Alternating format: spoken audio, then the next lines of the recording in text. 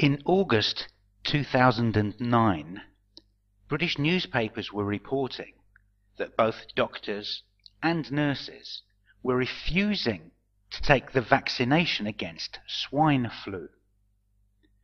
Why might they think that the vaccination was dangerous? Might it be because of what's written on the box that the vaccine comes in?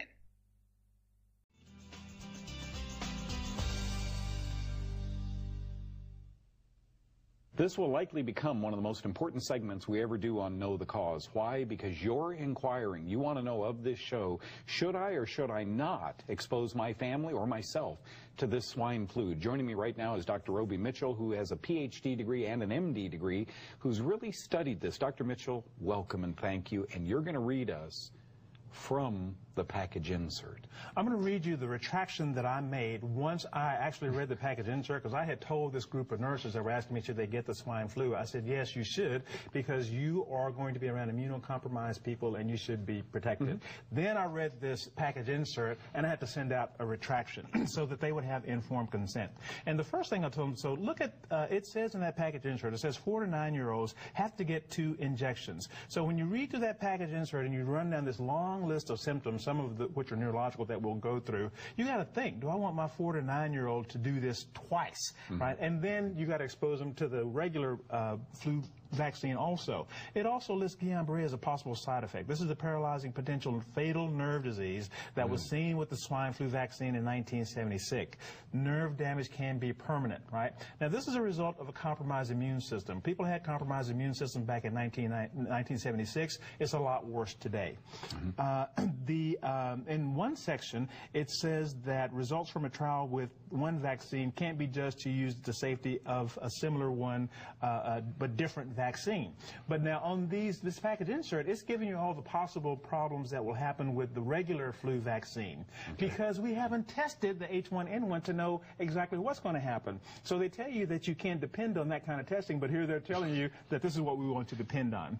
The other very important thing is that in these vaccines, they have this adjuvant called MF59. It's an ingredient they added to make the swine flu, this H1N1, a little more powerful at stimulating your immune system. Well, the reason it does that is because it's very similar to a very similar molecule that's in your nerve tissue called squalene. It's a structural fat that's in your normal nerve tissue.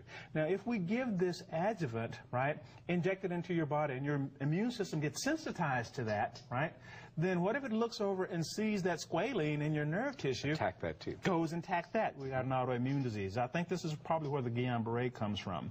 Now, some of the things that it lists, and this is just the nervous system side effects. It says headache, dizziness, neuralgia, paresthesia, confusion, febrile convulsions, Guillame Barre syndrome, right there on the package insert, myelitis, neuropathy, Bell's palsy. Then it also goes on to say concomitant administration with other vaccines. It says no data to assess the concomitant administration of influenza A, this H1N1, with other vaccines. So they're telling you, we don't know what's going to happen when you mix the regular flu virus with this H1N1 virus. May be safe, you may drop dead. Or it may be safe, you may drop dead. Or it may be safe, you may drop dead. Or it may be safe, you may drop dead. We don't know. Which they're telling us to get both of them. Telling you to get both of them. And now they're saying, we don't know what'll happen. Worse than that, right, they're telling, the people that are telling to get this is pregnant women. But here's what they say in the package insert concerning pregnant women. It is also not known whether influenza H1N1 monovalent vaccine can cause fetal harm. We don't know if it's caused fetal harm when administered to pregnant women, or can affect reproductive capacity, right? Again, it is also not known whether influenza H1N1 monovalent vaccine can cause fetal harm. We don't know if it's caused fetal harm when administered to pregnant women, or can affect reproductive capacity. The vaccine might cause harm to unborn babies. For example, brain damage, stillbirth, or miscarriage. It might also sterilize the mother.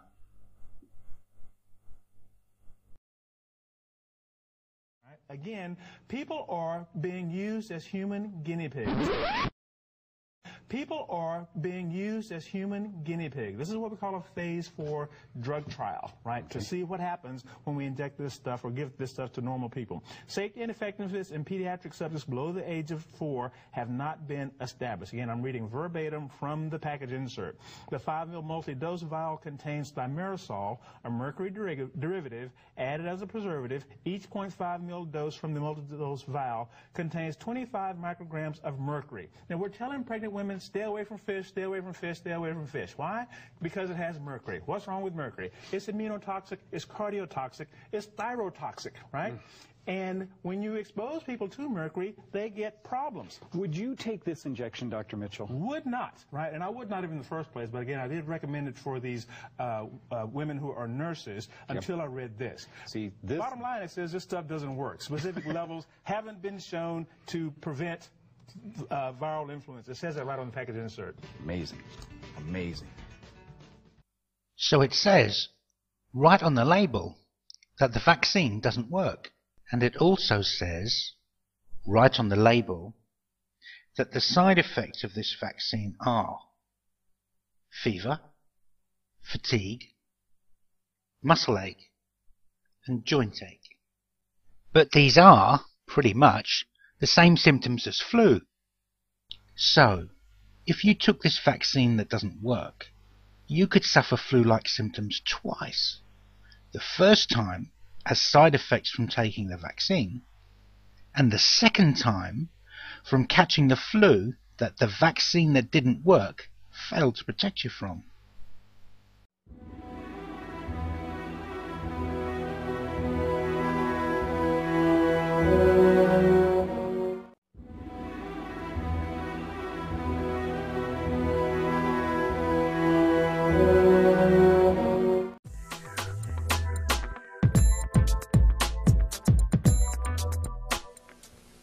The flu season is upon us. Which type will we worry about this year?